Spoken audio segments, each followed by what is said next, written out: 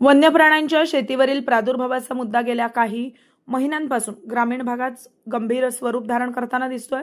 रानडुकरं, वनकुत्रे, हरणं, माकडं, गवेरेडे, बिबटे यासारख्या प्राण्यांच्या वाढत्या हालचालीमुळे शेतकऱ्यांचं नुकसान हे दिवसेंदिवस वाढताना दिसतंय. हिरलोक, किनळोस अनेक ठिकाणी रातोरात पिकांची हानी होत असून शेतकऱ्यांना आर्थिक फटका बसतोय. भात, मका, भाजीपाला, आंबा, काजू यासारखी पिकं मोठ्या प्रमाणात तुडवली जात असल्याची तक्रार शेतकरी सध्या व्यक्त करतायत.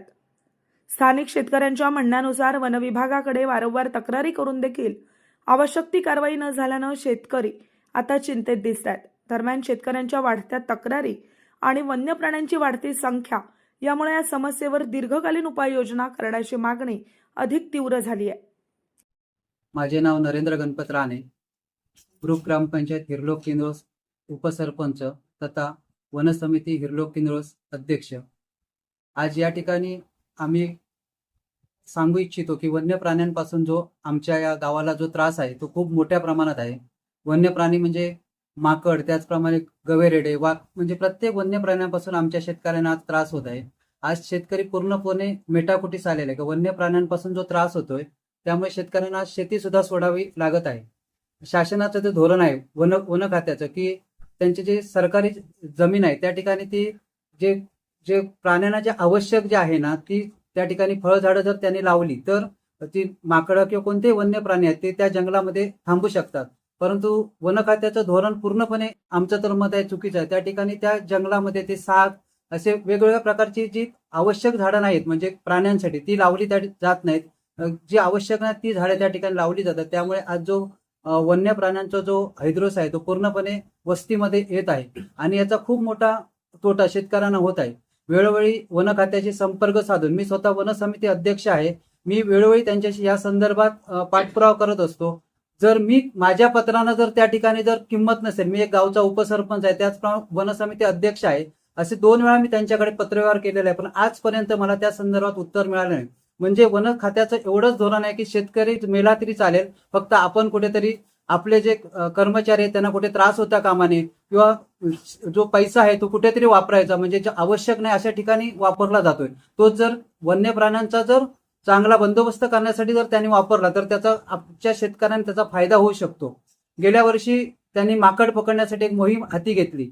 पिंजऱ्यात ते माकड पकडून अन्य ठिकाणी सोडत होते, परंतु ती मोहीम त्यांनी हाती घेतली. खरोखरच चांगली मोहीम होती, परंतु त्यांच्याकडे पिंजरे कमी असल्यामुळे शेतकरी ज्यावेळी कॉल करतो त्यावेळी ते येऊ शकत नाही. त्यावेळी आम्ही जेव्हा कॉल करायचो त्यावेळी ते सांगायचे आम्ही देवगडला आहोत, कणकवलीला आहोत, इकडे आहोत, पालकमंत्र्यांचा फोन आला, आमदारांचा फोन आला, तिकडे आम्हाला जावं लागतंय. म्हणजे शेतकऱ्याला किंमत नाही. कुठंतरी शेतकऱ्याला या ठिकाणी वेठीस धरून फक्त शेतकऱ्यांकडनं जे शेतकऱ्यांवर फक्त बंधनं घातली जातात, ती त्यांची जर वैयक्तिक जर स्वतःच्या मालकीची झाडं तोडायची असेल तर त्यांना बंधन असतं, पण शेतकऱ्यांवर जो अन्याय होतो त्या संदर्भात कोणत्याही प्रकारची वन खाता आज आपल्यावर जबाबदारी घेत नाही.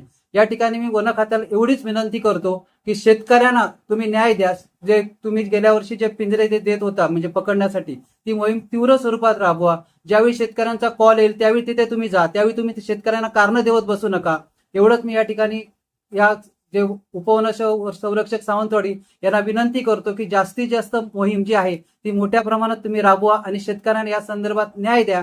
तुम्ही आमच्या ज्या या गावावर खूप वर्षात हा अन्याय होतोय की जे माकड हा प्राणी एवढा त्रास देतोय की आमच्या गावातील शेतकरी त्यांचा उदरनिर्वाहाचं साधन शेती होतं, शेतीवरच आधारित सर्व त्यांचे कुटुंब चालत होतं. आज पूर्णपणे शेतकरी मेटाकुटीस आलेला आहे. शेतकऱ्यांचं उदरनिर्वाहाचं साधन पूर्णपणे या माकड या प्राण्यापासून हिरावून घेतलं गेलेलं आहे. त्यामुळे मी एवढीच विनंती करतो की वन खात्याला, त्याचप्रमाणे या जिल्ह्याचे जे पालकमंत्री नितेशजी राणे साहेब आहेत, या विभागाचे आमदार निलेशजी राणे साहेब आहेत, यांना विनंती करतो की आपण या विषयामध्ये गांभीर्याने लक्ष घालून आमच्या शेतकऱ्यांना न्याय मिळवून द्या.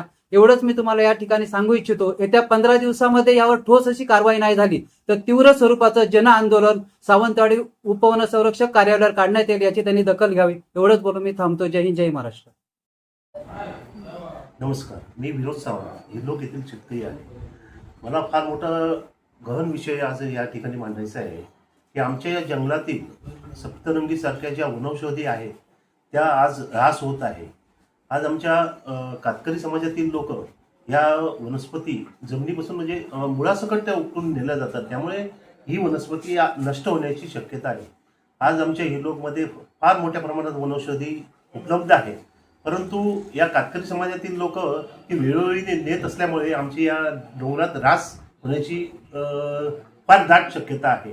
तर माझी एवढीच सरकार वन संरक्षक साहेबांना विनंती आहे की याची ताबडतोब यावर कार्यवाही व्हावी व ही जी वनौषधी या ठिकाणी जातात त्या कुठेतरी त्याला आळा बसावा अशी माझी विनंती आहे.